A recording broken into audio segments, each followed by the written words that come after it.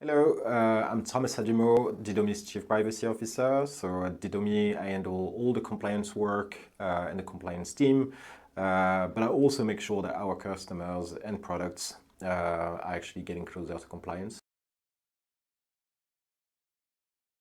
I mean, clearly the Paywal situation is probably going to be keeping us busy in 2024 and probably in 2025 as well. The EDPB decided to come up with an opinion even before the Meta case reaches the Court of Justice of the European Union. And so as a result, it feels like they rushed it a bit. At least that's the impression I got. Mostly because they created like loads of concepts that potentially didn't exist before, or they also somehow made it more complex to understand like certain concepts that were in the GDPR and e-privacy directive. And so if I'm looking at the opinion, what I see is that they have a clear political agenda on which they often actually get a bit emotional. And they want to make sure that paywalls do not exist to a certain extent, because for them, they consider, beyond what the document says itself, they consider that having to pay for the right to keep your information private would actually go against the values and principles of the European Union in itself.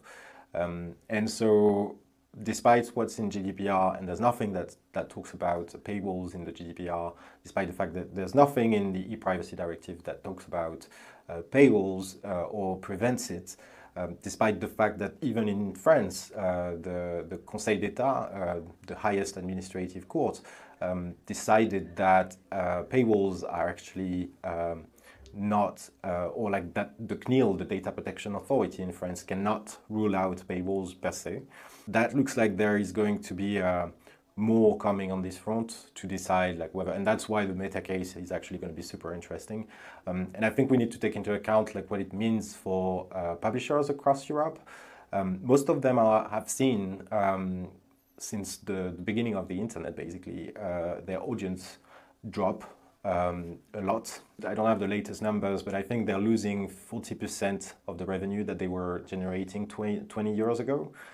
They heavily rely on monetizing their content through advertising online. And this is getting more and more complex. That's the reason why they want to come up with a paywall, because if they don't get access to the data, they want to make sure at least that in order to pay for journalists or create good content, like they want to make sure that they have a bit of money. And so preventing them from doing that, I know that there are like situations where honestly it's too much, like paying, I don't know, 15 euros for a website that you're going to go visit once a month. That doesn't make any sense. But if we can find like a fair balance between the rights of individuals, but also making sure that publishers can actually generate revenue over the content that they create through their journalists, I think that's gonna help. I get this point, and it's actually a valid point, but the same could be said about like many other aspects of life. I want to have a roof over my head, and often I have to pay for it. That's just how it works, and so the same could potentially be said. And by the way, having a roof and a house kind of also protect your privacy. And so you have to pay for that for some, like that's how the world works. And I think despite the fact that yes, rich people are, just because they are wealthier, life is much easier for them. And as much as I would like this to be more balanced in a way, I think that that's just not a problem that Meta or other publishers, and I'm more thinking about the other publishers actually, not so much about Meta. I mean, they've got enough revenue and enough advertising revenue. But I'm more like thinking about the publishers that are like creating good content. They and their own content actually. Those ones, I think, yes, that's going to be a bit more complicated for users to go there and pay if they have to pay and if they don't want their data to be used. But at the end of the day, it also makes sense. And so publishers, I don't think, have a responsibility to make everything free so that the world and society is going to be a more balanced environment to live in. It's not their responsibility. So that's been like a topic of discussion for many years now. I can't remember when it was supposed to be phased out or when Google was supposed to deprecate cookies in the first place, third-party cookies. I think it was 2021, the first initial deadline. We're in 2024. The latest information that we got is that it's not going to happen before the beginning of 2025, which is not so surprising. I think also it's a healthy process. The CMA, the antitrust authority in the UK, is very closely looking into that. That's mostly the reason why it got postponed again, the deprecation of third-party cookies by Chrome. And they want to make sure, even though it's going to be challenging anyway, and that's probably going to be an ongoing process anyway, like not something you just decide one day and then that's it, it's okay.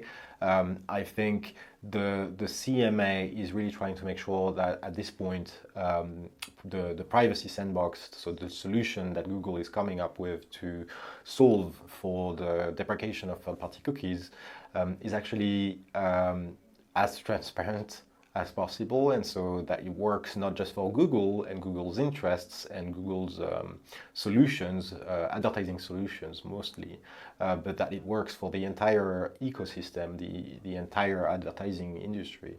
And so they're really monitoring closely the situation, working. I think they release every 3 months report on where they stand on the topic. Once it will get approved, and we can expect that it will get approved at some point, the CMA will have, I think, a period of up to 120 days where they're going to be really testing the solution. And if they see anything that's not going well or as per their expectations, they're probably going to ask Google to look even further into it. And so the earliest we can expect the real deprecation of third-party cookies is the first quarter of 2025, but that's something that could actually take longer. Regardless of that, I think publishers or advertisers, actually any company owning a website at this point and relying on third-party cookies, should probably start looking at alternative solutions. There's many. It's actually a very at this point active market to be in. There's a lot of solutions that claim that they can actually support the deprecation of third-party cookies, or at least solve for the problems that were identified and that are coming with the demise of third-party cookies. There's also technological solutions that any player can actually adopt. We can think about the data clean rooms, but there's also the alternative IDs solutions that exist. As to whether those, from a privacy standpoint, actually make sense, that's a different and separate conversation that we could have. But at this point, I think it's the time for publishers and advertisers and website owners to test all those solutions to see how the actual deprecation of third-party cookies, when it happens, how it's going to play out for them and how they can actually compensate for the loss of revenue. So regarding APRA, it came a bit as a surprise, as a matter of fact. It just so happens that the CEO of Didomi, Romain Gauthier, and myself, we were in Washington a week before it was this new draft was actually tabled. And we discussed with a lot of industry players when we were there, and nobody was expecting actually a federal privacy law to be tabled again. Not at least not before the presidential election that's happening at the end of the year. So it really came as a surprise to us. Of course, we looked into it. What we saw is that it's not that different in a way from the previous drafts. But at least this one seemed to have gathered more support on both sides, the Democrats and the Republicans side. And so there's still like the same issues that were potentially preventing federal privacy law to be passed. The main one was that the federal law could prevail over state laws. And in particular in California, the Attorney General, for instance, was not particularly supportive of that. But now, given that this federal law is actually much closer than potentially the CPRA or the CCPA as updated by the CPRA, that there is reasons to believe that it could get adopted, and it could get adopted faster also because of the rise of artificial intelligence. I think one way to regulate artificial intelligence is, of course, to look at it from a privacy angle. And so, given that there's already been drafts in the past for a federal privacy law, we can suspect that artificial intelligence is going to make it like more urgent to come up with a federal privacy. I hope you found this video interesting, and I hope you'll be looking forward to the next one.